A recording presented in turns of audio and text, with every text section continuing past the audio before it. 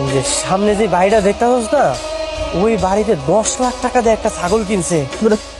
কি আশ্চর্য বাবা, তোমাকে আসছো কেন? দাদা 10 লাখ টাকা কেউ ছাগল কিনে?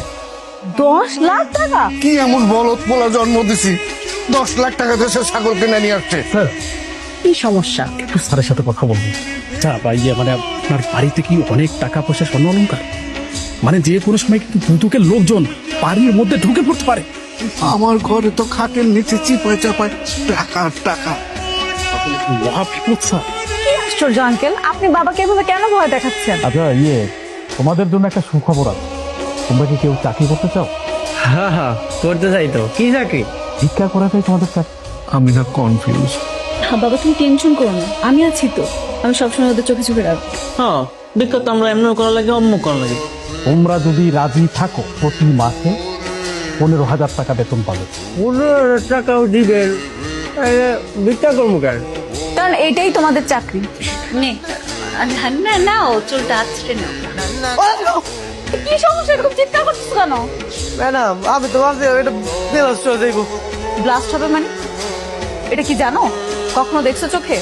এটাকে বলে বডি স্প্রে। তুমি যে সারাদিন ভিক্ষা করো, তোমার শরীর থেকে তো কত দুর্গন্ধ আসে। ও ম্যাডাম, ফকিরের গায়ে তো গন্ধ থাকবে। আপনার রিকোয়েস্টে কিন্তু আমরা কাজটা ইমার্জেন্সি করে দিলাম। আপনাকে অসংখ্য ধন্যবাদ। তুমি তো আর পড়াশোনা জানো না, এগুলো বুঝবে না। এটা আমার কাছে থাকতে হবে। বন্ধ কর। বকা দিতেছো কেন তুমি? এত টাকা দিয়ে ছাগল কিনছি, আমি মানুষ দেখাবো না? তোর এই ছাগলের চিন্তায় তো আমার ঘুম আসে না রাতের বেলা। তোর এই ছাগলের চিন্তায় আমি সবসময় ভয়ে ভয়ে থাকি, কখন আমাকে এসে পুলিশ ধরে নিয়ে যায়। আর কি সুন্দর ঘেরান দেখ, একটা বড় লোকের ব্যাপার স্যাপার আছে না? কি এর ঘেরান রে এটা? বিরিয়ানির মশলা মতো লাগে। কোন জায়গায় দাঁড়টা রাখেনি। এটা বিরিয়ানি না, এইটা হইতেছে ম্যাডাম আমার উপহার দিছে। আর আমার সেখানে কত সুন্দর পিকনিক হইতেছে। এটা তো একটা পিকনিক স্পট, তাই না? তোদেরকে রাখা হয়েছে পিকনিক করার জন্য। ম্যাডাম, আমাগো লাঞ্চ টাইম, বিশ্রাম করতে। বেশি পটর পটর কথা বলো।